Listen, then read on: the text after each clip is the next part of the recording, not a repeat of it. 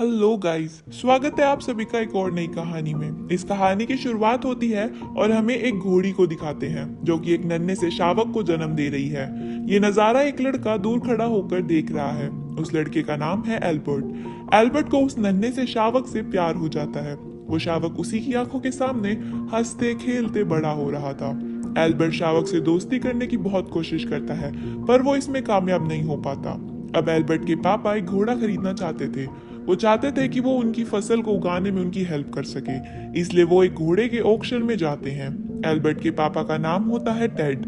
वो ऑक्शन में जाते हैं और वहां पर ही उनका ओनर भी आया होता है। दोनों एक ही घोड़े को पसंद करते हैं और ये वही घोड़ा है जिसे एल्बर्ट दोस्ती करने की कोशिश कर रहा है।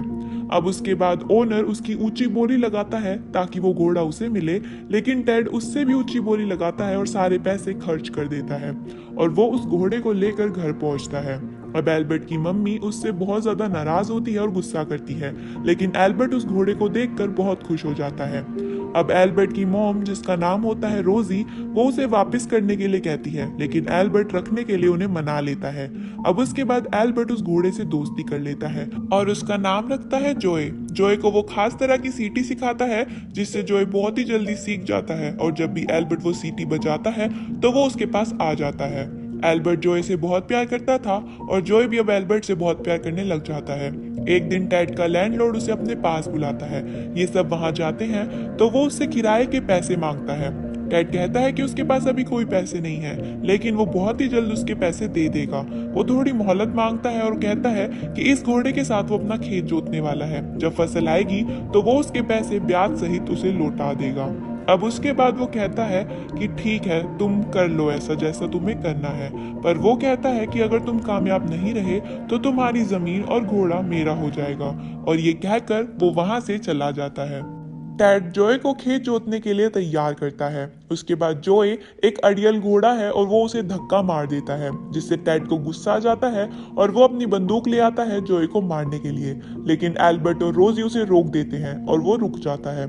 अगले दिन एल्बर्ट खुद आता है उसे तैयार करने के लिए और खेत जोतने के लिए उसे खेत पर ले जाता है। जब वो पहुंचते हैं तो हम देखते हैं कि वो एक बंजर जमीन है और वहां पर वो बहुत कोशिशें करते हैं लेकिन कुछ भी नहीं कर पाते, और ये देखकर सब दुखी हो जाते हैं। इस तरह उन्हें देखने के लिए वहां पर पूरा गांव आता है और उन पर हंसी उड़ाता है, उनका मजाक उड़ाता है, हंसने लगता है। एल्बर्ट और जोए बार बार कोशिश कर रहे थे, लेकिन वो कभी कामयाब हो ही नहीं पा रहे थे। जोए की हिम्मत भी अब जवाब देने लगी थी, लेकिन अब कुदरत उनका साथ देती है और बारिश हो जाती है। जो कि सख्त मिट्टी थी उनकी बंजर जमीन की, वो अब नरम पड़ गई थी और वो पूरा खेत जोत देते हैं। अब रोजी एल्बर्ट को टेड का मेडल दिखाती है घर जाकर। वहां पर वो दिखाती है कि टेड एक बहादुर इंसान था, बट उसे इस बात पर गर्व नहीं है, लेकिन आज उसे तुम पर गर्व है। फिर टेड जमीन पर बुआई करता है और खेत सुंदर हो जाता है। वो खेत बहुत ही सुंदर लगने लगा था और जॉय और एल्बर्ट का रिश्ता भी मजबूत हो गया था। दोनों एक दूसरे से प्यार करने लगे थे, लेकिन अब उनकी खुशियों को ग्रहण लग जाता है। एक रात बहुत बारिश होती है और सारा खेत खराब हो जाता है। अब उसके पास ना ही पैसे थे और ना ही फसल, तो वो अपने ओनर को क्या देता, इसलिए वहां पर वो अपने घोड़े को बेचने का सोचता है। एल्बर्ट उसे मना करता है। उस टाइम जर्मनी के साथ बॉर्ड छिड़ने की खबरें उड़ रही थी, नौजवानों की भर्ती चल रही थी। कैप्टन को टेड जोए को बेच देता है। एल्बर्ट आता तो है पर बहुत देर हो गई थी। एल्बर्ट कैप्टन से रिक्वेस्ट करता है कि वो जोए को ना लेकर जाए, लेकिन कैप्टन उसकी बात नहीं मानता। तो एल्बर्ट कहता है कि ठीक है, मैं भी भर्ती हो रहा हूँ, मुझे भी अपने साथ ले चलो, लेकिन एल्बर्ट की एज कम थी, इसलिए कैप्टन उसे नहीं ले जा सकता था। कैप्टन जोए का ख्याल रखने का वादा करके उसे अपने साथ ले जाने लगता है। एल्बर्ट जोए को एक कपड़ा बांध देता है जो कि टेड के मेडल्स के साथ था। वो उसे कहता है कि मैं तुम्हें ढूंढने जरूर आऊंगा और हम एक दिन जरूर साथ होंगे। वो इस बात का वादा करता है। उसके बाद आर्मी के दूसरे कैप्टन के घोड़े के साथ ही जोए को बांध दिया जाता है। उस कैप्टन को बहुत नाज था कि उसका घोड़ा सबसे अच्छा है। अगले दिन प्रैक्टिस में उसका सारा घमंड चूर चूर हो जाता है, क्योंकि जोए उस दूसरे घोड़े को हरा देता है। जोए की भी अब उस घोड़े से दोस्ती हो जाती है। अब वो वॉर में पहुंचने वाले हैं और वो अभी फ्रांस में हैं। जर्मन से मुकाबला करने वाले हैं, तो उन्हें एक ठिकाने का पता चलता है, वो वहां हमला करने जाने वाले हैं। अब यहाँ पर कैप्टन जॉय को वही कपड़ा बांधता है जो कि उसे एल्बर्ट ने दिया था। फाइनली अगले सीन में जॉय जंग के मैदान में अपने कदम रखता है। जर्मन तैयारी के साथ आए थे और वो मशीन गन से फायर करने लगते हैं। कैप्टन नहीं बच पाता, लेकिन जॉय किसी तरह बच जाता है और वो भागता है, लेकिन जर्मन उसे पकड़ लेते हैं। वहां पर वो काला घोड़ा भी था जो कि दूसरे कैप्टन का था और वो जॉय का दोस्त था। वो उन दोनों को पकड़ लेते हैं। यही वर्ल्ड वॉर 1 की शुरुआत थी, साल 1914 में। वॉर में दुश्मन सैनिकों के जैसा व्यवहार होता था, वैसा ही उनके जानवरों का भी हाल होता था। घायल घोड़ों को वो लोग मार देते हैं और जो थोड़े ठीक थे उनको अपने साथ काम करवाने ले जाते हैं। उनकी जिम्मेदारी अब 2 भाइयों को देते हैं, जिनको वो कपड़ा भी मिलता है जो कि उस जो के पीठ पे बंधा हुआ था। एल्बर्ट को यहाँ गांव में पार्सल मिलता है, जॉय का स्केच, और वहां पर उसे एक लेटर मिलता है कि कैप्टन मर चुके हैं। सब लोग सोचते हैं कि अब जॉय भी मर चुका होगा, क्योंकि कैप्टन अपने आखिरी टाइम पे जॉय की ही सवारी कर रहे थे। लेकिन यहाँ एल्बर्ट को विश्वास है कि जॉय जिंदा है और वो उसे ढूंढ लेगा। अब यहाँ पे हमें दिखाते हैं कि जर्मन कैंप में फ्रंट लेन पे जाने के ऑर्डर्स मिलते हैं और वो दोनों भाई में से एक भाई को भी जानने को बोला जाता है और एक भाई को घोड़ों के साथ रुकना था। वहां पर वो घोड़ों को बाद में लेके जाएगा जब उनकी जरूरत होगी। और इनमें से छोटा भाई जा रहा था और बड़ा भाई वहीं रुक रहा था। बड़ा भाई चाहता था कि वो दोनों साथ में रुकें, इसलिए वो उसे रोकता है, पर छोटा भाई नहीं मानता और निकल जाता है। उसने वही कपड़ा अपने बैग पे बांध रखा था जो कि जो के बंधा हुआ था। अब सारे सैनिक पैदल ही फ्रंट लेन की तरफ जा रहे थे। आधे रास्ते में पीछे से बड़ा भाई जो को और काले घोड़े को, जो कि जो का दोस्त था, उसे लेकर वहां आता है और कपड़े की मदद से अपने भाई को पहचान कर लाइन से जबरदस्ती उठाकर अपने साथ ले जाता है। वो विंडमिल के अंदर जाकर छुप जाते हैं और वो कपड़ा फिर से जॉय को बांध देते हैं। छोटा भाई अपनी नाराजगी जाहिर करता है। वो जाना चाहता था, वो प्राउड था कि वो वॉर में अपने देश के लिए लड़ रहा है। उसके पेरेंट्स भी उस पर प्राउड थे, पर उसके बड़े भाई को लगता है कि वो भी छोटा है और वो दोनों साथ में ही रहें। इसलिए अब वो दोनों सो जाते हैं। लेकिन जर्मन्स को कहीं से इस बात की खबर लग जाती है। वो उन्हें लेने वहां पहुंच जाते हैं, लेकिन वो उन्हें जिंदा नहीं ले जाना चाहते थे। वो उन दोनों को वहीं मार देते हैं। खुशकिस्मती से वो दोनों घोड़ों को नहीं देख पाते, तो वो वहीं पर जिंदा रह जाते हैं। अगली सुबह लड़की आती है जो कि उस विंड मिल की मालकिन थी।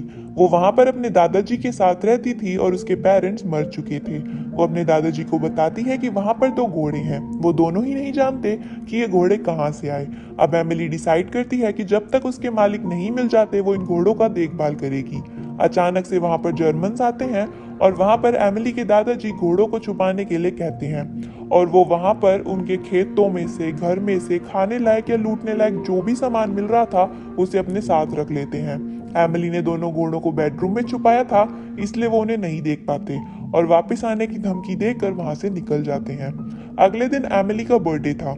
उसके दादाजी उसे घोड़ों पर राइड करने वाली कैरेज गिफ्ट में देते हैं। वो कैरेज उसकी मम्मी की थी।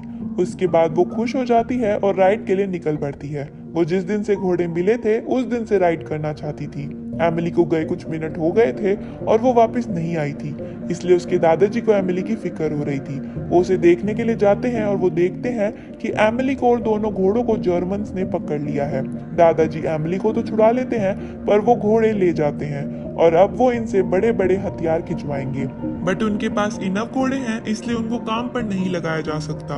अब वहां पे आधे रास्ते में जाकर एक घोड़ा अपना दम तोड़ देता है। जर्मन काले घोड़े को, जो कि जॉय का दोस्त है, उसे वहां लगाने की बातें कर रहे थे, पर वो बहुत ही नाजुक है। वो सिर्फ दौड़ने के लिए बना है और वो इसे नहीं खींच पाएगा, इसलिए जॉय भाग कर आता है और वहां खड़ा हो जाता है।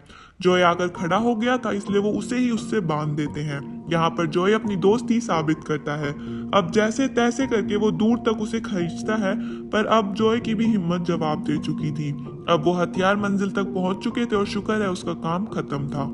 वहां शुरू होता है असली युद्ध का भयानक मंजर। जर्मन्स भयानक आर्टिलरी फायर करना स्टार्ट करते हैं और आगे रशियन और ब्रिटिश सैनिक थे, जिनमें से एल्बर्ट भी था, यानी कि अब वो युद्ध में भर्ती हो चुका है। युद्ध शुरू हुए 4 साल हो गए हैं। अब ये साल है 1918 का। जाहिर सी बात है कि वो जोए को ढूंढने ही यहाँ पर आया है और वर्ल्ड वॉर अपनी चरम सीमा पर है। अब एल्बर्ट राइफल लेकर आगे बढ़ रहा है। उसके गांव के एक लड़के को गोली लगती है तो वो उसे साइड में रखता है और वहां पर वो दुश्मन नहीं देख पा रहा था, लेकिन वो दुश्मन की गोलियों को ही देख पा रहा था। और वो बड़ी ही बहादुरी से आगे बढ़ता है और उस गनमैन को मार देता है जो कि लगातार उन पर फायरिंग कर रहा था। उसे खत्म करके वो जर्मन ट्रेंच में पहुंचता है और वहां देखता है कि लगभग सारे जर्मन जहरीली गैस की वजह से मारे जा चुके हैं और वहां पर उनकी जीत की खुशी वो मनाता या फिर दुख ये वो समझ नहीं पाता। तभी एक और से गैस आती है और हर तरफ से जहरीली गैस उसकी तरफ आती है। अब यहीं पे ये सीन कट हो जाता है। अगले सीन में हमें दिखाते हैं कि जोए का दोस्त जो कि वो काला घोड़ा था वो मीलों का सफर तय करने की वजह से अब थक गया है और वो अपना दम वहीं तोड़ देता है। अब जोए यहाँ अकेला है युद्ध भूमि पे, जहाँ जोए को अकेला छोड़कर जर्मन्स भाग चुके हैं। जोए का सामना ब्रिटिश टैंक से होता है जिससे वो जैसे तैसे करके बचता है और उससे वो डर कर इधर उधर भागने लगता है। बॉम्ब के धमाकों पर धमाके हो रहे थे और वो बस भागे जा रहा था। भागते भागते वो नुकीली कटीली तारों पे उलझ जाता है पर वो रुकने का नाम नहीं लेता और बहुत सी तारों में उलझकर वो नीचे गिर जाता है। दोनों तरफ से सैनिक जोए को देखते हैं और वो हैरान हो जाते हैं कि ये घोड़ा इतनी बमबारी के बीच में भी जिंदा कैसे है।